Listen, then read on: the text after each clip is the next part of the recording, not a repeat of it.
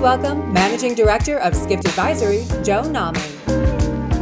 Good morning, everybody, and welcome to the inaugural Skift Data and AI Summit. My name is Joe Naaman, Managing Director of one of the newest divisions of Skift, Skift Advisory. And today's topic is very near and dear to our hearts at Skift Advisory because it's actually ingrained in the mission statement that we have, which is to uncover data in order to generate insights, to develop practical strategies for travel and tourism leaders all around the world to uncover and build on their competitive advantage. So, where are we today?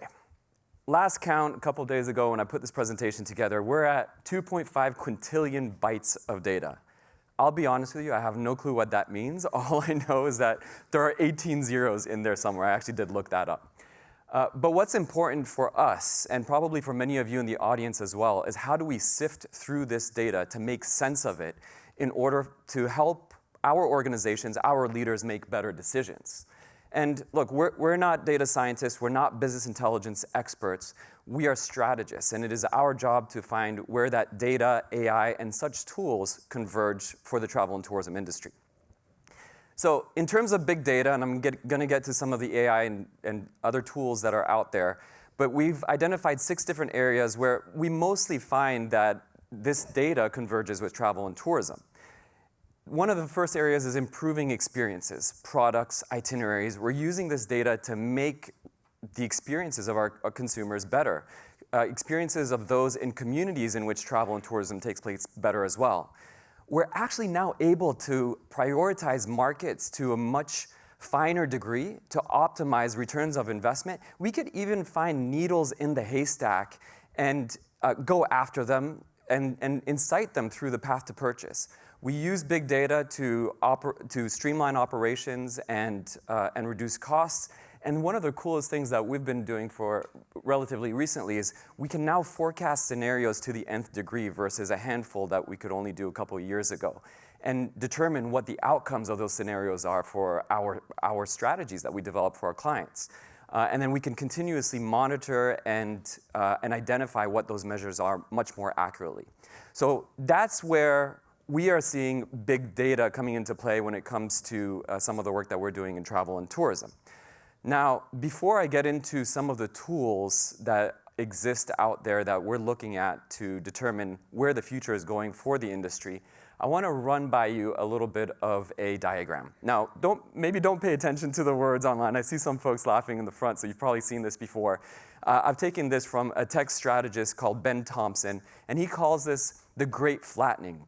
And the best way to explain the era in which we are in right now is a personal example that I'd like to share with you. So I don't know, probably many of you in the crowd remember a time when you actually walked into the local mall where the travel agency was, and you walked into the office, and there were awesome posters up on the wall and brochures on the desks, and you would sit in front of the travel agent, and I did it with my family, so it was like a whole family thing.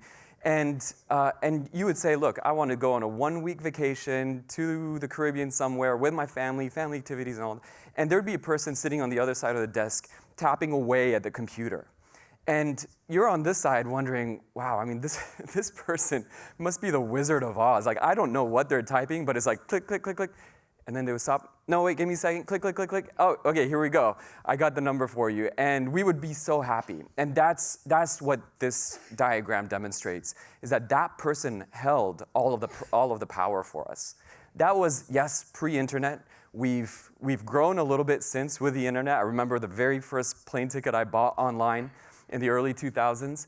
And fast forward to November 2022, where ChatGPT now becomes more of a household name. We are basically giving the power to all of us in the audience, to consumers as well, to own this data and make sense of it and use tools that we never before could imagine.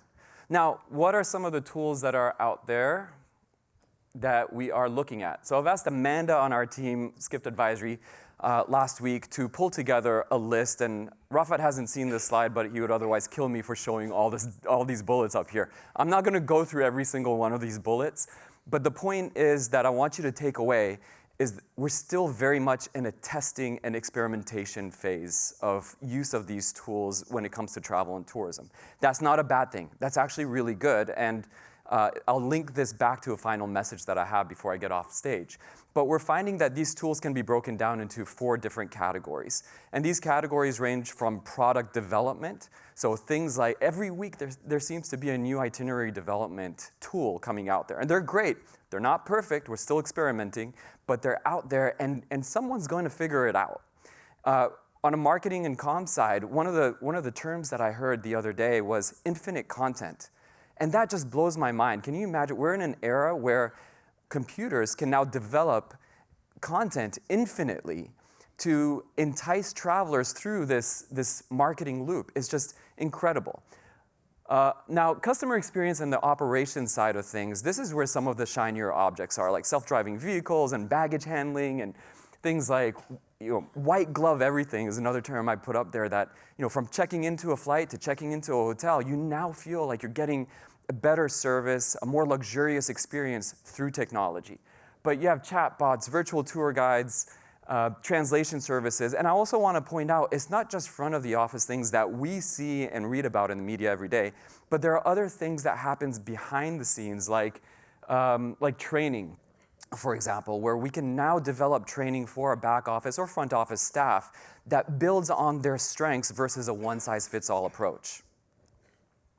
So, how do we bring this all together for the themes of the day? Well, here are the themes of the day. There are about 8 of them. The first one is we're going to try and uncover how to determine whether we are ready. How do we break down the data silos so that we can generate more information, more insights? We're going to try to figure out how do we leverage this data to generate more money, basically, better bottom lines. Traveler centricity is another topic or theme that we're going to be talking about today, and this is basically the idea of what a unified traveler experience can look like using all of these tools. We're going to talk about conversational and personalized as part of that. So how do we make it more personalized for those individuals so that we incite them, entice them through that path to purchase? We're going to talk about operational effectiveness. What tools and solutions are out there that actually enable us to, at the end of the day, say, I had a really good day, and that made my life a lot easier. I don't want to forget about sustainability and impact. I think it's the responsibility of every single one of us to make sure that when we leave today, we're also thinking about the greater good of what it is that we do. And so we're going to have a couple of conversations around that. Of course, none of this would be possible without fully understanding that this data is built on personal, private data, and we need to protect that. So we cannot forget that. And then finally, we're going to take a longer view as well. What does this look like, not just for the next 1 or 2 years, we're going to cover that, but what does that look like beyond 5, 10 years, et cetera. So with that, I've asked a friend to record a little video for us before I get off stage here. We humans are tool builders, and that we can fashion tools that amplify these inherent abilities that we have to spectacular magnitudes. And so for me, a computer has always been a bicycle of the mind, something that takes us far beyond our inherent abilities. And I think we're just at the early stages of this tool, very early stages. And we've come only a very short distance, and it's still in its formation, but already we've seen enormous changes. I think that's nothing compared to what's coming in the next 100 years. Who misses this guy? I really miss him. I wish he were still around today to shed a little bit more insight in what we do. But this concept that he talked about, this bicycle of the mind, he brought up in 1980. And we're watching this video today, and it might as well have been recorded yesterday. That's how relevant these words still are.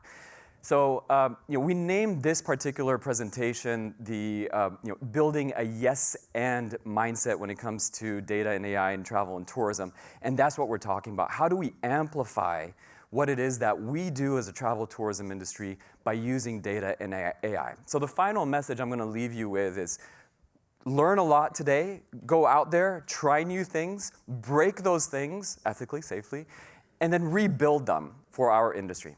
Thank you.